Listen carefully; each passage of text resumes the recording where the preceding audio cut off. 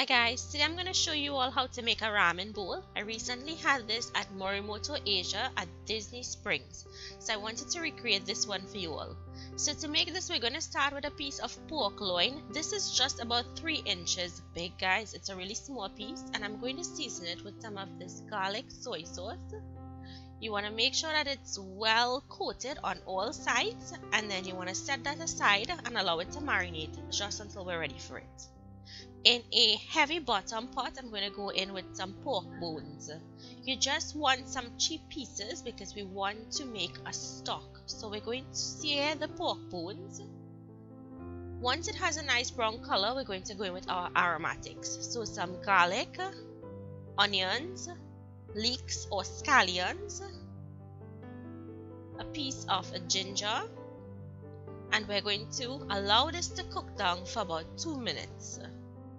Next, season with salt. Now you want to go light on the salt because the other elements such as soy sauce and some chicken stock will contain salt, and some black pepper. Then you want to mix this together. Next, I'm going to go in with 4 cups of water. Now we want to create a really delicious broth. So to enhance that pork flavor, one tip I got from Gordon Ramsay is use chicken stock when making pork soup or pork based soups. So I'm going to go in with that chicken stock. Next, I'm going in with 2 pieces of kombu or dried seaweed or kelp. Now I got this on Amazon, and it's a very important ingredient when making this dish. It's not that expensive and you can get it on Prime. So this is what it looks like, and you get a couple pieces so it will last you a long time.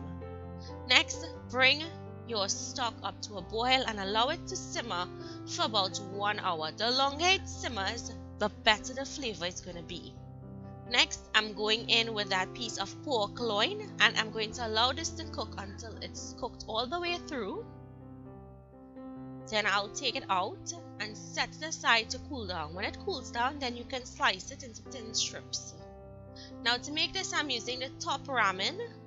I did not get fresh ramen, so hence the reason why I wanted to use this brand especially, because I know it's readily available to everyone in Trinidad. So I'll boil the ramen to the instructions on the package, which was 3 minutes, and I boiled it just shy of that 3 minutes because it's going to sit in that hot broth and it will continue to cook. So place it into your serving bowl. Next, we're going to strain that stock. Be very careful because it's very hot. You can discard everything that was in the stock. You see that rich color that stock has, really rich and delicious. So pour it over your ramen, and all you have to do is top it with your favorite vegetables. So here I'm using some sliced shiitake mushrooms. You can use button mushrooms if you like. I'm going in with a few slices of that pork. And guys, if you wanted to use chicken for this recipe, you can just substitute everything that I used with pork for chicken. Next goes in some bean sprouts. Add your scallions or saif. I'm going in with 1 boiled egg cut in half.